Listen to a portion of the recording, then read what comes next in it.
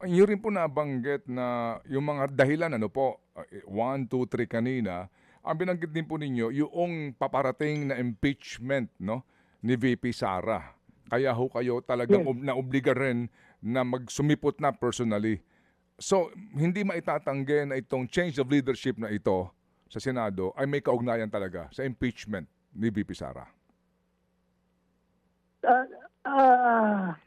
Ted, walang minority na gusto mananatili sa minority. Lahat ng minority gusto maging majority. That's a normal yan sa Senado. So, with or without the impeachment, gustong-gusto namin na bumalik sa majority. So, hindi natin pwedeng i-connect yung impeachment doon sa pag-aagaw ng liderato. Hindi natin may connect. Dahil kahit na walang impeachment, gusto namin talagang mabalik sa amin yung mayorya sa Senado.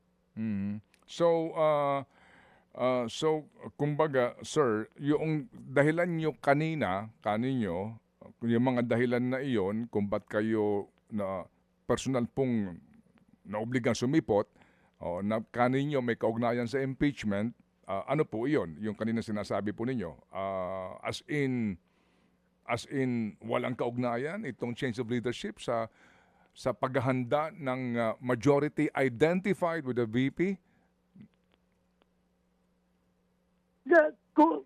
Sabihin mo natin na konektado yan, pero para sa akin, walang connect talaga yan. Walang connect. Gustong-gusto namin talaga maagaw ang liderato ng Senado. Opo. Gusto niyo maagaw Pero ang...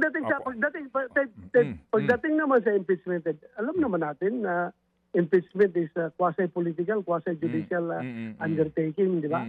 So hindi mo talaga maiiwasan na papasok yung mga personal biases ng mga senador.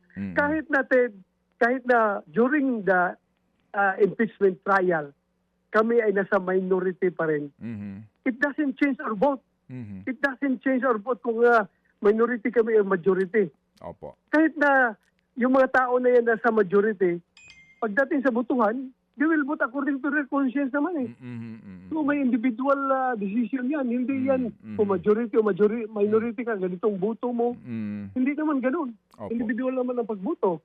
Regardless kung sinong nakaupo as majority o sino nakaupo as minority. Individualize ang pagboboto. Mga kapatid, patuloy po kayong tumutok sa 105.9 True FM para sa totoong balita, impormasyon, music and entertainment. Mag-subscribe sa aming YouTube channel at podcast at sundan nyo kami sa Facebook, Instagram, X at TikTok sa True Network PH. Bisitahin din po ang aming official website, truefm.ph. At panoorin din kami sa True TV Signal, Channel 19. Kami po ang 105.9 True FM. Laging true sa'yo, kapatid.